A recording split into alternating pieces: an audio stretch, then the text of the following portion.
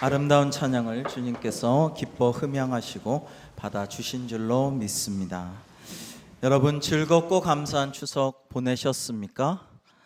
여러분과 여러분의 가정과 친지, 또 여러분이 기도하시는 전도 대상자와 모든 분들에게 하나님의 놀라우신 은총과 평강이 함께 하시기를 주님의 이름으로 축복합니다. 오늘 하나님께서 주신 말씀은 우리로 하여금 눈물에 대해서 생각해 보게 합니다. 눈물은 눈에서 나는 물이므로 그 주성분은 당연히 98%가 물입니다. 그런데 눈물은 그 외에도 안구의 운동을 원활하게 해주고 각막을 세균 감염으로부터 막게 해주는 라이소임이라는 그러한 성분도 있고요. 그 외에도 단백질, 염분, 지방 등으로 이루어져 있습니다.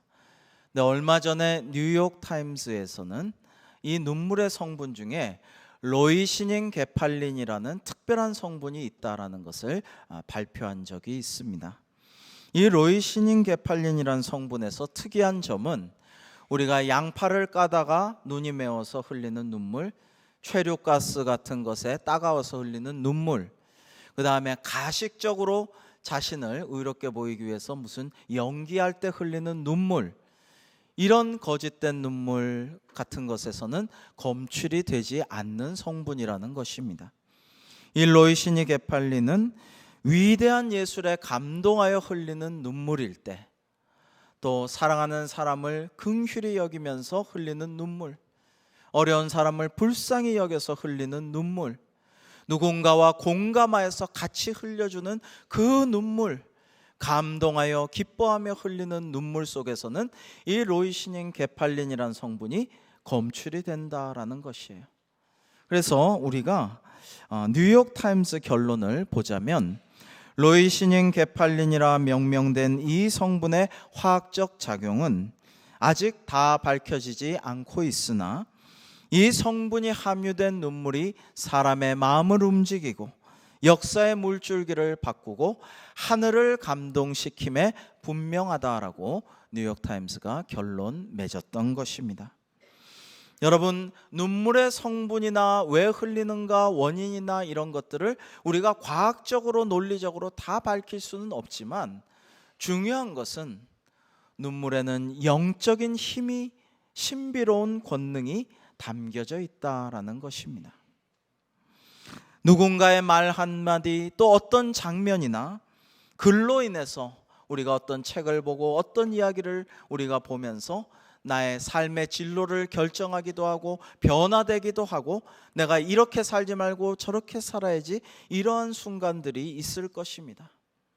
그 중에서도 어머니의 눈물, 또는 존경하는 분이나 가끔은 아버지의 굵은 눈물방울, 이런 것으로 인해서 하나의 눈물로 인하여서 우리가 우리 마음을 다잡고 새로운 길을 개척하고 굳건하게 우리가 가야 할 길을 걸어가고, 이런 순간들도 있는 것이죠. 근데 저는 개인적으로 우리 예수님의 눈물을 생각할 때마다 마음에 큰 감동이 일어나고 정화작용이 일어나고 참으로 주님의 길을 가야지라는 다짐을 새롭게 하곤 합니다. 성경에선 우리 예수님께서 흘리신 눈물이 3번 나오고 있습니다. 첫 번째로는 오늘 기록하신 요한복음 11장 32절에서 37절까지의 말씀인데요, 우리 요한복음 11장 32절로 37절을 한번 교독하실까요? 마리아가 예수 계신 곳에 가서 배웠고 그 발 앞에 엎드려 이르되, 주께서 여기 계셨더라면 내 오라버니가 죽지 아니하였겠나이다 하더라.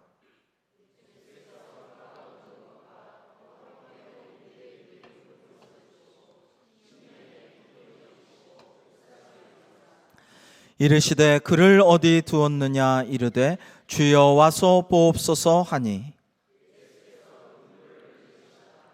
이에 유대인들이 말하되 보라 그를 얼마나 사랑하셨는가 하며,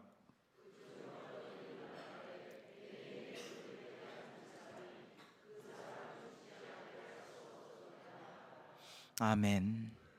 여기에 보면 이미 죽어 있는 나사로를 불쌍히 여기셔서 흘리신 예수님의 눈물 이야기가 나옵니다. 이는 예수님께서 우리 인간의 아픔과 고뇌, 슬픔, 질고를 불쌍히 여기셔서 눈물 흘리신 것입니다. 예수님은 하나님의 아들이시면서 신성을 가지신 참 하나님이셨습니다. 그럼에도 불구하고 예수님께서 눈물을 흘리셨다는 것은 예수님께서 동시에 참 인간이시며 인성을 가지신 모습을 보여주고 있습니다. 때로는 저는 주님이 전능하신 하나님의 아들이시요 하나님과 근본 본체이신 참 하나님이시라는 사실만이 아니라 예수님이 우리 같은 인성을 가지신 그러한 분이시며 우리 인간을 위해 울어주신다라는 것을 생각할 때 제 마음에 더 큰 위로와 감동이 찾아오곤 합니다. 33절로 35절에는 예수께서 그가 우는 것과 또 함께 온 유대인들이 우는 것을 보시고 심령에 비통히 여기시고 불쌍히 여기사 그를 어디 두었느냐 주여 와서 보옵소서 하니 예수께서 눈물을 흘리시더라라고 되어 있습니다. 주님의 이 눈물은 사람을 불쌍히 여기고 마음 아파하시는 긍휼의 눈물이요 힘없고 가엾은 인간의 고통과 죽음에 대하여 공감하고 안타까움을 함께하는 동감의 눈물이며 감동적인 순간에 스스럼 없이 진솔하게 분출되는 자연스러운 눈물이었다 할 수 있겠습니다. 지난 5월 1일 날 CTS의 유명한 간증 프로그램 내가 매일 기쁘게에서 유명한 찬양팀이죠. 마커스 찬양팀의 소진영 간사님이 간증을 했습니다.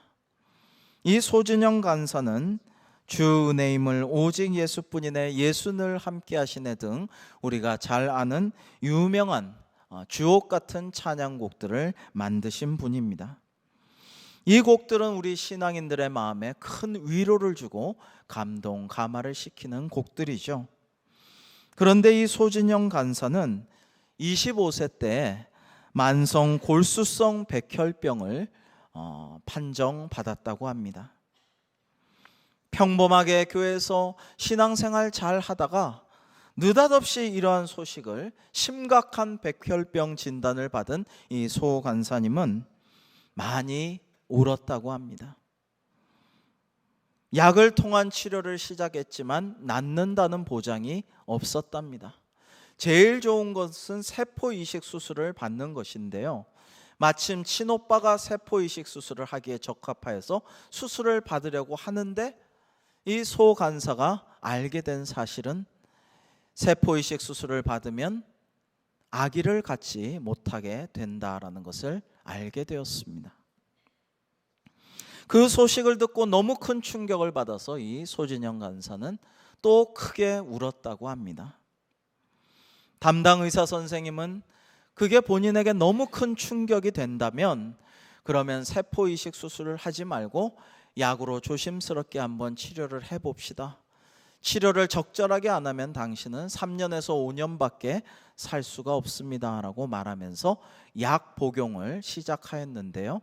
다행히 약 복용 그 치료가 잘 되어서 유지를 하면서 살아가게 되었습니다.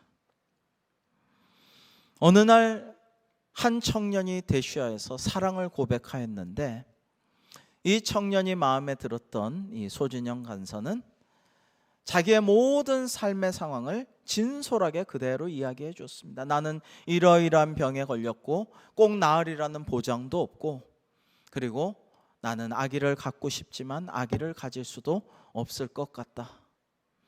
그런데 이 청년은 그 말을 듣고 돌아간 지 하루 만에 다음 날 다시 찾아와서 결혼하자라고 하였다고 합니다. 그래서 1년간의 연애 생활을 거쳐서 가정을 이루었습니다. 부모님도 남편도 모두가 아기 없이 행복하게 살자고 했답니다. 아기를 가지면 아기를 위해서 백혈병 항암제를 복용할 수가 없고 또 약을 먹지 않으면 백혈병이 재발되기 때문에 아기를 가지기 어렵지 않느냐라고 했던 것입니다. 그런데 이 소진영 간사는 정말 아기를 갖고 싶었어요. 그래서 그가 믿음 좋은 줄 알았지만 그때까지와는 전혀 다른, 차원이 다른 눈물의 기도를 하나님께 드리기 시작했습니다. 그렇게 하나님 앞에 모든 것을 다 내려놓고 꿇어 엎드려서 간절한 눈물의 기도를 드린 것은 평생 처음이었다고 합니다. 그리고 결단을 했습니다. 믿음으로 하나님께서 아기를 주시리라 약을 끊고 이제 아기를 갖기로 하였습니다. 그런데 약을 끊은 지 1년이 지나도 아기가 생기지 않았습니다. 의사 선생님은 계속 이렇게 약을 복용하지 않으면 큰일 나니까 약을 다시 먹어야 된다. 기도 중에 한 달만 의사 선생님과 상의해서 한 달만 기다려보고 약을 다시 복용하기로 하였습니다. 그런데 딱 정확하게 한 달간 눈물의 기도를 드린 후에 하나님께서 예쁜 딸을, 건강한 딸을 허락하여 주셨습니다. 자기와 같이 구약 성서에 눈물로 기도를 드려서 하나님이 그 기도에 응답하사 사무엘을 주신 어머니 한나의 기도를 생각하면서 이 사무엘의 엘자를 따서 딸의 이름을 엘이라고 지었는데 지금까지 엘은 건강하게 잘 자라고 있다고 합니다. 사실 엘이라는 것은 원래 성경에서 하나님을 뜻할 때 엘이라는 단어를 씁니다. 소진영 간사는 인생 중에서 백혈병이라는 큰 고난을 맞이하였지만은 전에 없이 많은 눈물을 흘리며 하나님께 꿇어 엎드려 간절하게 무릎 꿇고 기도한 결과 하나님의 은총을 입을 수 있었습니다. 고난 가운데서도 눈물의 기도를 드린 덕분에 하나님이 그 기도를 들으시고 또한 예수님께서 우리의 눈물과 기도를 외면하지 아니하시고 같이 눈물 흘리시며 같이 하나님께 간구해 주신 결과로서 애를 얻게 된 것입니다. 그리고 주님께서 주신 이런 위로의 간증으로 말미암아 그 소망이 성취됨으로 인해서 이러한 노랫말을 쓸 수가 있게 되었다고 합니다. 주 나의 모습 보내 상한 나의 맘 보시네 주 나의 눈물 안에 홀로 울던 맘 아시네 세상 소망 다 사라져가도 주의 사랑은 끝이 없으니 살아가는 이 모든 순간이 주 은혜임을 나는 믿네 주 나의 눈물 안에 홀로 울던 맘 아시네 이게 그대로 그의 간증이 찬양의 가사가 된 것이죠. 눈물의 기도 가운데는 우리가 눈물 흘리며 간절히 주님께 기도할 때에는 주님께서 그곳에 함께 하시는 줄로 믿습니다. 우리 예수님께서 함께 눈물 흘리시며 우리를 위해 하나님께 간구하여 주시는 줄로 믿습니다. 주님께서 함께 하심이 우리의 위로가 되고 우리의 치유가 되어줄 것입니다. 오늘 말씀 36절 이하에는 이에 유대인들이 말하되 보라 그를 얼마나 사랑하셨는가 예수님의 눈물을 보면서 사람들이 이렇게 말하였고 그중 어떤 이는 말하되 맹인의 눈을 뜨게 한 이 사람이 그 사람은 죽지 않게 할 수 없었더냐 하였습니다. 오늘 본문 다음 43절에는 참 인간인 동시에 참 하나님이신 우리 예수님께서 무덤에 이미 들어가 있는 나사로에게 큰 소리로 명하셨습니다. 나사로야 나오라. 이때 나사로는 무덤에서 얼굴을 가린 수건을 벗고 수족을 동여맨 그 배 가운데에서 밝은 빛 가운데 나와서 주님 앞에 걸어 나왔습니다. 우리의 눈물을 보시고 우리와 함께 울어주시는 주님께서는 우리의 질고와 아픔과 심지어 사망까지도 이기게 하여 주실 줄로 믿습니다. 그러한 주님의 은총을 사모하면서 소망 가운데 기도하는 저와 여러분 될 수 있기를 주의 이름으로 축원합니다. 두 번째로 예수님의 눈물 또 다른 장면을 우리가 누가복음 19장 41절로 44절에서 보시겠습니다. 우리 누가복음 19장 41절로 44절을 함께 교독하실까요? 가까이 오사 성을 보시고 우시며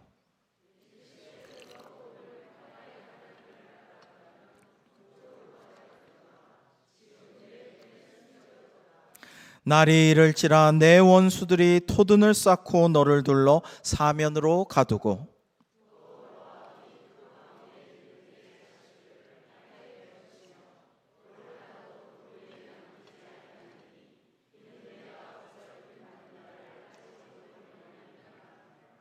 아멘. 여러분, 여기 보면 예수님께서 예루살렘 도성을 향하여 우셨다는 말씀이 나옵니다. 예루살렘에 다가올 비참한 운명을 향하여 흘리신 눈물입니다. 실제로 주후 66년부터 70년 사이에 로마 제국에 대하여 유대 반란이 일어났습니다. 이것을 진압하기 위해 로마 제국 군대는 예루살렘을 함락시켰습니다. 오늘 말씀대로 토둔을 쌓고 사면으로 포위하여서 예루살렘을 침공하였고 그들과 그 가운데 있는 자식들을 땅에 메어치며 말씀 그대로 돌 하나도 돌 위에 남겨지지 않는 참상이 일어났습니다. 유대인 역사가 요세푸스의 유대 전쟁사에 보면 무려 9페이지에 걸쳐서 그 참상의 모습이 상세히 기록되어 있습니다. 누가복음 21장 6절에서 주님께서는 성전을 향하여 너희 보는 이것들이 날이 이르면 돌 하나도 돌 위에 남지 않고 다 무너뜨려지리라 라고 예언하셨는데 그대로 이 말씀이 주후 70년 아부월 제9일과 10일 양일간에 이루어졌던 것입니다. 예수님께서는 그 모습을 미리 보시고 우셨던 것입니다. 완악하고 타락한 세상이지만 멸망할 그들을 불쌍히 여기사 주님은 슬피 우셨습니다. 예수님께서 멸망할 예루살렘을 바라보고 안타까워하며 불쌍히 여기며 우신 것처럼 사랑하는 여러분, 우리도 이 세상을 향하여 불쌍히 여기며 눈물 흘리며 중보 기도를 드려야 할 것입니다. 우리는 한국교회와 나라와 민족을 긍휼히 여기며 지금의 어려운 현실과 또 어두운 미래를 안타깝게 여기며 눈물의 기도를 드려야 하겠습니다. 사실 지금까지 우리 성도님들의 눈물의 기도가 있었기에 한국교회가 그리고 이 나라와 이 민족이 이만큼 발전되고 또 유지되고 살아남은 것이 아니겠습니까? 예수님의 눈물 외에도 성경에 나오는 구약의 눈물의 대표는 예레미야 선지자의 눈물이라 하겠습니다. 예레미야는 심지어 눈물의 선지자라는 별명까지 받게 되었습니다. 왜 그렇게 예레미야가 많이 울었나요?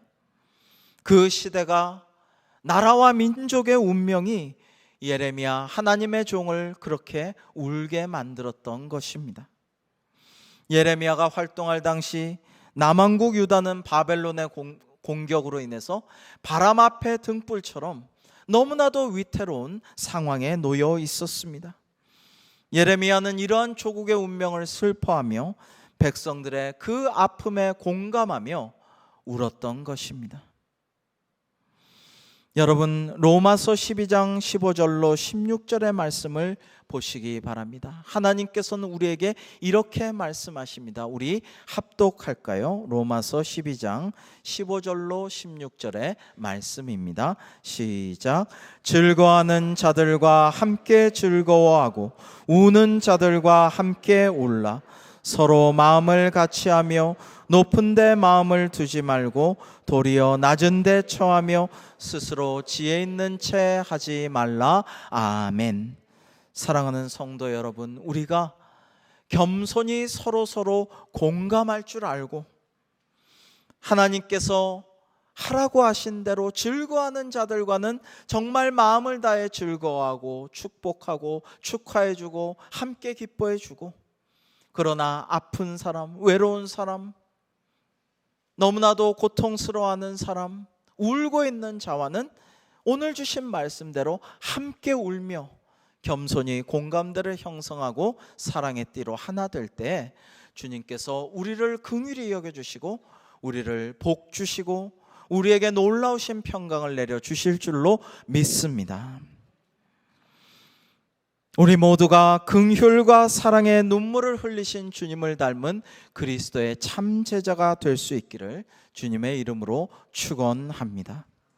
세 번째, 예수님의 눈물은 기도하며 흘리신 눈물이었습니다. 우리 히브리서 5장 7절의 말씀을 함께 합독하시겠습니다. 히브리서 5장 7절 시작. 그는 육체에 계실 때 자기를 죽음에서 능히 구원하실 이에게 심한 통곡과 눈물로 간구와 소원을 올렸고 그의 경건하심으로 말미암아 들으심을 얻었느니라. 아멘. 이 말씀을 보시면 예수님께서 크게 우시면서 심하게 통곡하시며 눈물 흘리시며 하나님께 간구하며 기도를 올리신 것을 볼 수 있습니다. 그야말로 간절히 기도로 울며 매달리셨던 것입니다. 이 울음을 보면서 우리는 예수님의 진면목을 볼 수 있습니다. 죽음의 상황, 고뇌의 상황 속에서 우리와 똑같이 괴로워하시고 고민하시는 그러한 예수님의 인간적인 모습에 우리는 오히려 위로와 감동을 받게 됩니다. 그러기에 예수님께서는 저 하늘나라에서 높은 하늘 보좌에서 그냥 우리를 그대로 내려다보시면서 그냥 그렇게 사는구나 외면하시는 것이 아니라, 그냥 쳐다만 보고 내려다만 보신 것이 아니라 하늘 보좌에서 내려오셔서 성육신 하셔서 저와 여러분 같은 죄 많고 연약하고 부족하고 더러운 우리 인간들과 함께 먹고 마시고 생활하시고 피곤하면 배전에서 주무시기도 하시고 그렇게 하시면서 눈물 흘리며 사시다가 십자가에 가장 외롭고 가장 고통스럽고 가장 부끄러운 죽음까지도 경험하심으로 우리의 모든 아픔과 질고와 병과 심지어 죽음까지도 몸소 체험하신 바로 우리 주님이셨던 것입니다. 그리고 우리 주님께서는 그 모든 것이 지나가신 후에 부활 승천하셔서 예수님을 믿는 자마다 우리도 영생 구원을 받을 수 있도록 역사하신 것입니다. 할렐루야. 우리 주님의 은혜에 감사합니다. 그간 목회하면서 성도님들을 생각하며 기도하면서 또 상담하고 위로하고 신방하면서 눈물을 많이 흘렸습니다. 언젠가 저를 아주 아껴주시는 어떤 분께서 목사님은 앞으로 지도자가 되어서 더 큰 일을 하실 것이므로 눈물을 사람들 앞에 보이지 않으면 좋겠습니다 라고 정말 조언을 해주셨어요. 그래서 제가 감사합니다라고 말씀드렸습니다. 근데 감사하기는 한데 가만 생각해 보니까 세상에 그 어떤 위대한 영웅이나 지도자나 카리스마가 넘치는 어떤 리더보다도 저는 우리 주님 예수님을 닮고 싶습니다. 근데 우리 주님은 이렇게 눈물 흘리셨잖아요. 성경에만도 3번이나 우셨고 심한 통곡과 눈물로 하나님께 기도로 매달리기도 하셨습니다. 아마 제 생각에는 성경에 기록되어 있지 않은 주님의 눈물도 더 많이 계셨으리라 생각합니다. 감동의 눈물, 하나님을 찬양하면서 찬송하면서 기쁨의 눈물, 이런 것도 흘리셨는지도 모르겠습니다. 이러한 예수님의 우시는 모습들에서 우리는 꼭 필요할 때는 눈물도 흘릴 줄 알아야 한다는 것을 깨닫습니다. 즐거워하는 자들과 함께 즐거워하고 우는 자들과는 함께 울라고 성경에서 말씀하셨으니 우리는 우는 자들과는 함께 울어야 하겠습니다. 바로 예수님처럼 말이죠. 저 대선지자 예레미야처럼 말이죠. 여러 성도님들 신방하고 상담하다 보면 갖가지 눈물과 만나게 됩니다. 슬퍼서 흘리는 눈물, 아파서 흘리는 눈물, 기뻐서 흘리는 눈물, 특별히 주님의 은혜에 감격하여 흘리는 눈물. 얼마 전에 신방을 하는데 예배 중에 신방대원들이 뜨거운 그리고 진실한 눈물을 흘리는 것을 보았습니다. 그리고 기도하는 신방대원이 정말 울음 가운데 떨리는 목소리로 기도를 이어가는 그 음성을 들었는데요. 저는 그 눈물과 그 떨리는 울음 섞인 음성에서 마음에 큰 감동을 받았습니다. 이 세상의 눈물은 진솔하고도 진실한 눈물들은 점점 더 메말라가고 있습니다. 나 자신을 긍휼히 여겨 흘리는 눈물도, 남을 위해서 공감하며 불쌍히 여겨 흘리는 눈물도, 감동하여 흘리는 눈물도, 기뻐서 드리는 눈물도 점점 더 메말라가고 있습니다. 예수님께서는 장터에서 노는 아이들이 친구가 피리를 불어도 춤추지 않고 애곡을 해도 가슴을 치지 않는다라고 한탄하신 바 있습니다.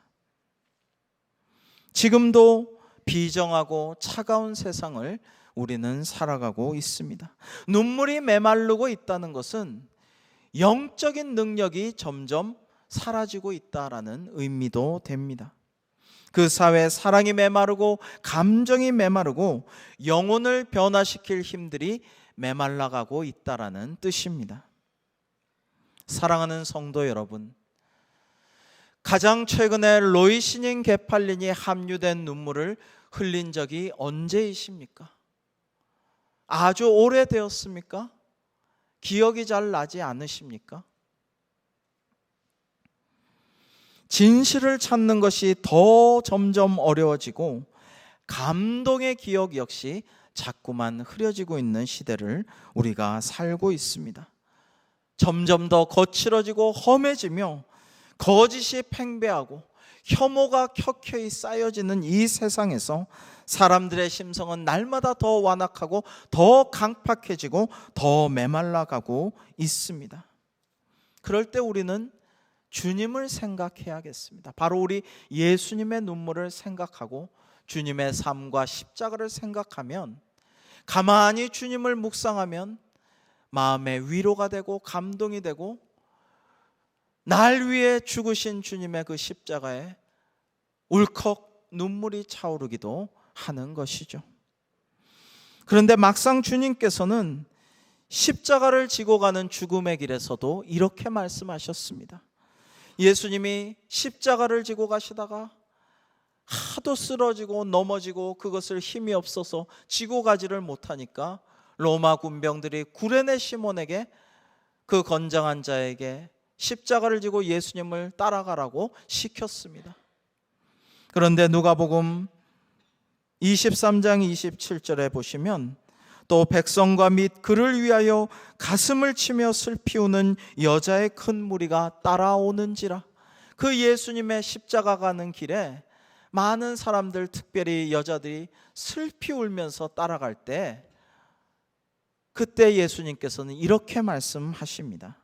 누가복음 23장 28절에 예수께서 돌이켜 그들을 향하여 이르시되 예루살렘의 딸들아, 나를 위하여 울지 말고 너희와 너희 자녀를 위하여 울라. 이렇게 말씀하시고 이후에 또다시 예루살렘에 닥칠 참상을 예언하셨습니다. 눈물이 말라가고 긍휼과 사랑과 감사의 마음이 메말라가며 분노와 혐오와 악이 성한 오늘날, 그리고 영적으로도 혼탁한 이 시대에 그 아픔과 슬픔을 싸매고 위로하며 온전한 삶으로 하나님께서 우리를 회복시켜 주시기 위하여 우리는 무엇을 할 수 있을까요? 그것은 주님을 닮은 눈물을 흘리고 기도하며 전능하신 하나님께서 우리를 위해 역사하시기를 간구하는 것만이 우리가 할 수 있는 유일한 길일 것입니다. 십자가의 길, 비아 돌로로사, 부끄러운 고난의 십자가를 지시고 골고다 죽음의 길을 걸어가시던 우리 주님은 사람들에게 이렇게 말씀하실 것입니다. 십자가의 길, 고난의 길, 그 길이 무엇이냐고? 그 길은 내가 너희를 위하여 흘리는 이 눈물의 길, 죽음의 길이다. 그리고 너희도 각자의 십자가를 지고 나를 따라 걸어가야 할 길이다. 너희도 너희 자녀를 위하여, 너희 사랑하는 사람을 위하여, 너희 시대를 위하여, 하나님이 그토록 사랑하셨던 이 세상을 위하여 눈물과 기도로 이 길을 걸어가라 말씀하실 것입니다. 신방하면서 사랑하는 아들을 위해, 딸을 위해, 며느리를 위해, 남편을 위해 그들이 돌아와서 구원받기를 간절히 기도하는 성도님들을 뵙곤 합니다. 마음이 아프고 때론 함께 눈물을 흘리며 기도하지만 하나님께서 그 눈물과 기도에 응답하여 주실 줄로 믿습니다. 여러분, 고대교회 최고의 성자요 저술가 신학자였던 아우구스티누스, 흔히 어거스틴이라고 불리는 이 분은 원래 너무나도 방탕하고 만이교 이단에 빠지고 유부녀와 부적절한 관계를 맺고 사생활을 낳고 이렇게 살아왔는데, 어머니 모니카, 경건한 어머니가 간절히 기도하고 눈물 흘리면서 하나님께 돌아오기를 구했지만 돌아오지를 않고 있었습니다. 그때 고대교회 유명한 목회자 암브로시우스가 울다 지친, 기도하다 지쳐버린 모니카에게 다가와서 이렇게 말씀드렸습니다. 그토록 많은 눈물과 기도를 드린 자식은 결코 잃어버릴 수 없습니다 라고 말입니다. 이 말씀에 다시 힘을 얻어서 눈물과 기도로 하나님께 계속해서 간구한 결과 아우구스티누스는 회심하여 성인이 되었고 하나님께 큰 영광 돌려드리는 교회 아버지, 교부가 될 수 있었습니다. 이런 눈물의 기도를 드리는 사람의 가족은 결코 완전히 타락하지 않습니다. 이런 눈물이 흘러넘치는 교회는 하나님의 긍휼하심과 은혜를 입게 될 줄로 믿습니다. 이런 눈물이 있는 사회는 어려워 보여도 희망이 있습니다. 사랑하는 성도 여러분, 여러분은 우리 주님 예수님을 닮은 그런 눈물을 흘리시는 그리스도의 참 제자가 다 되시기를 바랍니다. 이웃의 아픔을 함께 아파하고 같이 눈물 흘리며 그들을 위하여 하나님께 눈물로 중보 기도하는 우리 모두가 되어서 그러한 우리의 기도를 받으시고 우리를 복주시고 놀라운 은총을 예비하신 하나님께 영광 돌리는 저와 여러분, 우리 대광교회 될 수 있기를 주님의 이름으로 축원합니다. 기도하겠습니다. 하나님 아버지, 오늘 저희가 묵상한 주님의 눈물처럼 저희도 우는 자들과 함께 울며 긍휼과 사랑의 눈물을 아끼지 않게 하시고 간절한 눈물의 기도를 하나님께 올려드림으로 하나님께서 우리를 긍휼히 여기사 복주시는 놀라우신 은혜를 누리게 하여 주시옵소서. 예수님의 이름으로 기도하옵나이다. 아멘.